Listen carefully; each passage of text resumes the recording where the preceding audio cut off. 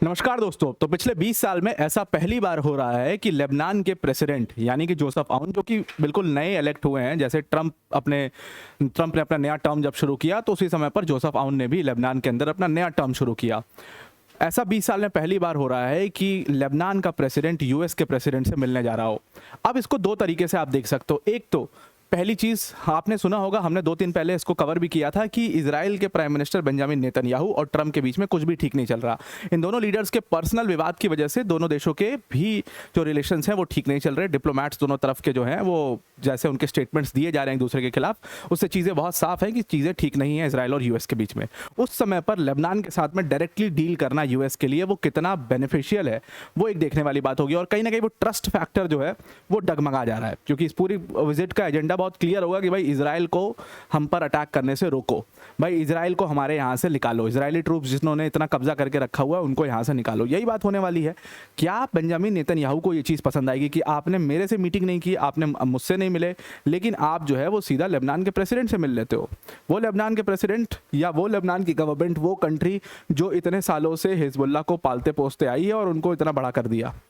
दूसरी तरफ ये चीज़ ईरान को भी बिल्कुल अच्छी नहीं लगने वाली है। ईरान जिसने इतना इन्वेस्ट किया, जिसने इतने मुश्किल से हिजबुल्लाह को इतना यहाँ तक पहुँचाया, उसका कंट्रोल ख़त्म होता देख और ईरान का कंट्रोल खत्म होता देख लेबनान पर, और लेबनान के प्रेसिडेंट का सीधा यूएस से जाकर के मिलना, ये बात ईरान को भी पसंद नहीं आने वाली है। दोनों पहलुओं से इस मैटर को देखने की कोशिश करेंगे। पर वीडियो में आगे जाने से पहले एक बड़ी अनाउंसमेंट अनअकैडमी टीम की तरफ से कि अगर आप यूपीएससी सीएससी की प्रिपरेशन कर रहे हैं तो Unacademy is your one stop solution. Unacademy ने अपना फाउंडेशन कोर्स लॉन्च किया है जिसकी फीस सिर्फ 16,999 है और ये fees first and last time ये ऑफर आपको मिल रहा है। आज आखिरी दिन है, अगर आज आपने इसको अवेल नहीं किया तो ये आप दोबारा अवेल नहीं कर पाओगे। 16,999 की जो पूरी फीस है फाउंडेशन कोर्स की, इसमें सब कुछ इंक्लूडेड है। और सबसे बड़ी बात कि जैसे ही आप प्रीलिम्स देते हो और प्रीलिम्स आपका हो जाता है तो ये पूरा अमाउंट आपको रिफंड कर दिया जाएगा। अगर आप प्रीलिम्स देते हैं नहीं होता है तो आपको जो नेक्स्ट प्रीलिम्स आप दोगे तब तक के लिए ऑटोमेटिकली वैलिडिटी जो है वो एक्सटेंड हो जाएगी। यानी कि ये सब कुछ आपको सिर्फ 16,999 के अंदर मिल रहा है। तो लिंक इसके डिस्क्रिप्शन में है, उस पर क्लिक करके आप इसको ज्वाइन कर सकते हैं। Now let us come back to the topic. और यहाँ पर हुआ क्या है, तो कहा जा रहा है कि लेबनान के जो प्रेसिडेंट हैं जोसेफ आउन, वो इसी वीक में, मे बी ट्यूसडे को उनकी मीटिंग है, इसी वीक में डोनाल्ड ट्रंप से मिलने जा रहे हैं। सबसे पहली चीज़ तो भाई बेंजामिन नेतन्याहू से मिलने को मना कर दिया ट्रंप ने, या बहुत तवज्जो नहीं दी, बहुत इंटरेस्ट नहीं दिखाया, तो वो चीज़ कैंसिल हो गई। अब वहाँ पर लेबनान के प्रेसिडेंट से मिलना डोनाल्ड ट्रंप का अपने आप में एक बहुत बड़ा निशान खड़ा करता है, संदेह खड़ा करता है कि क्या सच में इजराइल के लिए लॉयल है। क्योंकि देखो ट्रंप की आदत रही है, ये बैक स्टैब करने की ट्रंप की बहुत बड़ी आदत रही है। ताइवान की पूरी पॉलिसी को लेकर उन्होंने यही किया। यूएस ने इतने सालों तक उस पॉलिसी को पाला पोसा, ताइवान को बड़ा किया, एक्टिव रखा कि भाई चाइना के ऊपर एक थ्रेट रहे हमेशा कि भाई यहाँ पर यूएस प्रेजेंट है, यूएस की कंट्री प्रेजेंट है, ताइवान, जापान। ट्रंप ने क्या किया, सीधा चाइना से इंगेज करने पहुंच गए। जापान गए भाड़ में, जापान की पीएम को ऐसी तैसी बोल दी, ताइवान को तो अपने एकदम बिल्कुल मेंशन करना ताइवान के बारे में बंद कर दिया, सब कुछ कर दिया और सीधा चाइना से इंगेज करने लग गए। तो ट्रंप के साथ ये बहुत बड़ी एक प्रॉब्लम रही। ट्रस्ट फैक्टर उनके ऊपर, उनका एकदम जीरो है, उनके ऊपर ट्रस्ट कोई भी नहीं करता। तो वो एक ट्रस्ट फैक्टर अब यहाँ पर आ जाएगा। अब इस पूरे मीटिंग में जो बात होने वाली है वो दो मुद्दों के ऊपर होने वाली है। अगेन हिजबुल्लाह कि हिजबुल्लाह को कैसे डिसआर्म करना है, और दूसरा कि चलो इनको तो डिसआर्म कर देंगे भाई, लेकिन इजराइल जो है उसकी ट्रूप्स को यहाँ से कैसे निकालना है, क्योंकि सबसे बड़ी समस्या तो वो बनी हुई है।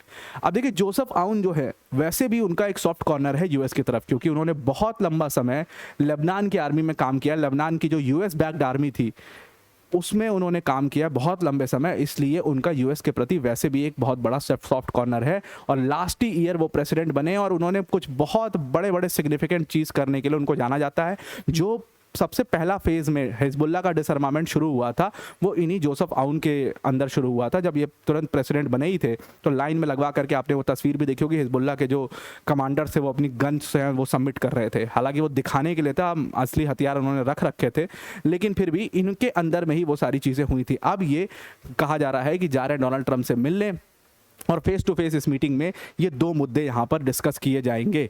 अब ट्यूसडे को ये मीटिंग है। अब ट्यूसडे की मीटिंग में सबसे इंपॉर्टेंट बात लेबनान के लिए यह है कि उनका सदर्न रीजन जो है लेबनान का, उसको बहुत ज़्यादा कब्जा किया हुआ है इस समय पर इसराइल ने, और लेबनान की सरकार हर हाल में चाहती कि इजरायली जो स्ट्राइक्स है वो बंद हो, इजरायली फोर्सेस वहाँ से बाहर चली जाए। दूसरी तरफ उनका इजराइल का बिल्कुल एक ही मुद्दा है कि भाई हिजबुल्लाह को पहले हटाओ, तब जा करके हम हटेंगे यहाँ से। अब हिजबुल्लाह ने भी इसको पूरा रिजेक्ट किया है। हिजबुल्लाह को भी पता है कि अगर ये यूएस से जा करके मिल गए तो जाहिर सी बात है हमारा तो खत्म होना निश्चित है, और यूएस से इनकी जो मीटिंग है वो हिजबुल्लाह को इसीलिए पसंद नहीं आ रही है। उन्होंने रिजेक्ट किया, उन्होंने कहा कि इजराइल के साथ डायरेक्ट टॉक बिल्कुल बर्दाश्त नहीं करेंगे, यूएस के साथ डायरेक्ट टॉक बिल्कुल बर्दाश्त नहीं करेंगे, क्योंकि अब वो देख रहे हैं ना कि उनके एलाई जो कंट्री है ईरान, वो तो अपना वॉर लड़ ही रहा है, तो हम क्यों बातचीत करें। वो वाली एक चीज़ जो है, वो फैक्टर जो है वो यहाँ पर काम करने लग गया है। तो हिजबुल्लाह बहुत खिलाफ हो गया। बहुत लोग को ऐसा लगता है कि जो पूरा लेबनान की पॉलिटिक्स है इट इज़ वेरी सिंपल, वहाँ पर हिजबुल्लाह का बड़ा कंट्रोल है, जैसे ईरान में हम देखते हैं वैसा ही यहाँ पर है कुछ मामला। बिल्कुल भी ऐसा नहीं है, हिजबुल्लाह का उतना कंट्रोल बिल्कुल भी नहीं है, और ये चीज़ आपको आज समझ में आ जाएगी। तो अपने कॉमेंट में उन्होंने कहा कि जोसेफ आउन ने कहा कि हमारा जो पूरा एजेंडा है ट्रंप से जाकर के मिलने का, उसका एक सिंपल सा तरीका है, उसका एक सिंपल सा मुख्य रीज़न है कि हम नेसेसरी प्रेशर डालना चाहते हैं इजराइल के ऊपर, ताकि इजराइल हमारे ऊपर बॉम्बिंग बंद करे, शांति हो सके और हमारे जो सिटीजन्स हैं वो वापस अपनी जगह पर आ सके। दूसरा जो हमारा एजेंडा होगा वो हिजबुल्लाह का होगा कि हिजबुल्लाह को डिसआर्म करें, और उसके बाद धीरे धीरे इजरायली ट्रूप्स वहाँ से बाहर निकलें और दोनों देशों के बीच में डिप्लोमेटिक रिलेशंस की स्थापना की जाए। ये इनका पूरा एजेंडा है। उन्होंने कहा कि इसका एक रिटर्न प्रपोजल भी डोनाल्ड ट्रंप को दिया जाएगा कि कैसे हिजबुल्लाह को डीकमीशन करना है और उसके बाद कैसे इजरायली फोर्सेस वहाँ से निकलेंगी। अब ये पूरा एजेंडा जब वो लेकर के वहां पर जाते हैं तो आपको थोड़ी सी इसमें लेबनान की पॉलिटिक्स को समझना पड़ेगा कि काम कैसे हो रहा है और अचानक से ये क्या हो गया। तो देखो वहां की पॉलिटिक्स बहुत सिंपल नहीं है। आप देखोगे कि बहुत सारे रिलीजन्स हैं वैसे तो वहां पर लेबनान के अंदर, लेकिन रिलीजन्स क्या, उनके सेक्ट्स बहुत सारे हैं, ड्रूज, एलावाइट्स, ये सब है, मैरोनाइट क्रिश्चियंस, ये सब है बहुत सारे, लेकिन डोमिनेंट दो हैं, एक तो मुस्लिम्स हैं और एक क्रिश्चियंस है। क्रिश्चियंस और मुस्लिम्स में भी शिया सुन्नी हैं, शिया और सुन्नी दोनों ही अपनी मतलब ठीक ठाक तादाद में वहाँ पर हैं। तो आप देख रहे हो ये वाला एरिया जो पूरा ये बेरूट के पास से, हालांकि बेरूट के ऊपर जो पूरा कब्जा है आप देखो ये मुस्लिम्स का है, तो ग्रीन वाला पूरा एरिया मुस्लिम्स का है और ये मरून वाला पूरा क्रिश्चियंस का है। पॉपुलेशन वाइज देखा जाए तो क्रिश्चियंस जो है वो 34% है वहाँ पर, और मुस्लिम्स जो है वो 59% है, मतलब मुस्लिम्स डोमिनेंट है। तो वहाँ पर ऐसा सिस्टम बनाया हुआ है कि भाई जो भी प्रेसिडेंट होगा वो क्रिश्चियन कम्युनिटी से ही आएगा। तो जोसेफ आउन जो है वो क्रिश्चियन कम्युनिटी से आते हैं, मैरोनाइट क्रिश्चियन कम्युनिटी से आते हैं। जो भी पीएम होगा वो सुन्नी मुस्लिम होगा, और जो भी वहाँ का जो पार्लियामेंट का स्पीकर होगा वो शिया मुस्लिम होना चाहिए। ये उन्होंने एक अपना पूरा फिक्स ऐसा रूल बना रखा है।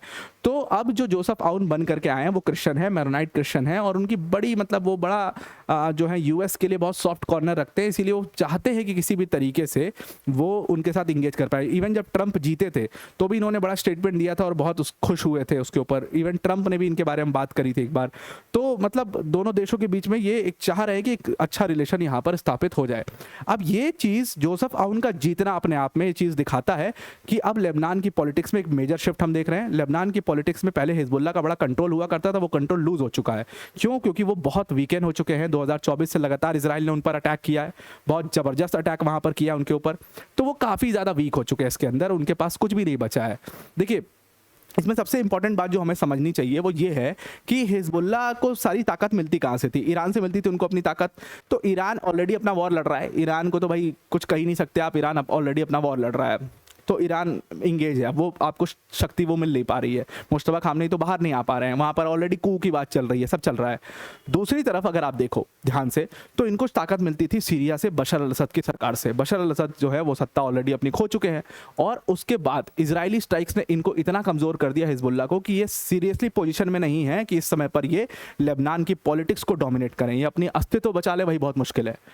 और इन सारी चीज़ों के बीच में जब आते हैं जोसेफ आउन तो सबसे पहला काम वो क्या करते हैं कि भाई हम हिजबुल्लाह को डिसआर्म करेंगे, और पूरा वो लाइन में लगा करके वो पूरा जमा करवाते हैं सारे हथियार उनसे। लेकिन उसके बाद फिर से एनी हाउ लड़ाई शुरू हो जाती है और लगातार वो हमलावर होते हैं हिजबुल्लाह के ऊपर। हिजबुल्लाह के फाइटर्स को जो है वो बड़ा मतलब बड़ी खरी खोटी सुनाते हैं। उन्होंने कहता है कि दो देश के बीच का रिलेशन जो है वो आप ख़राब कर रहे हो, तमाम ये कर रहे हो, आपकी वजह से लड़ाई शुरू हो गई, आपकी वजह से जो लेबनान है वो बहुत परेशान है, ये सब है।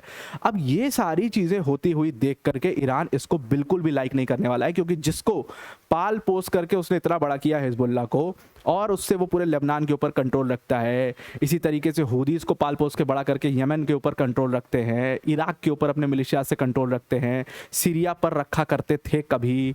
इतना मेहनत जब उन्होंने किया और ये सारे देश अब उनके कंट्रोल से बाहर निकल गए, तो they are not going to like it. और जोसेफ आउन की ये मीटिंग तो बहुत लोग के लिए खतरा की घड़ी साबित होने वाली है।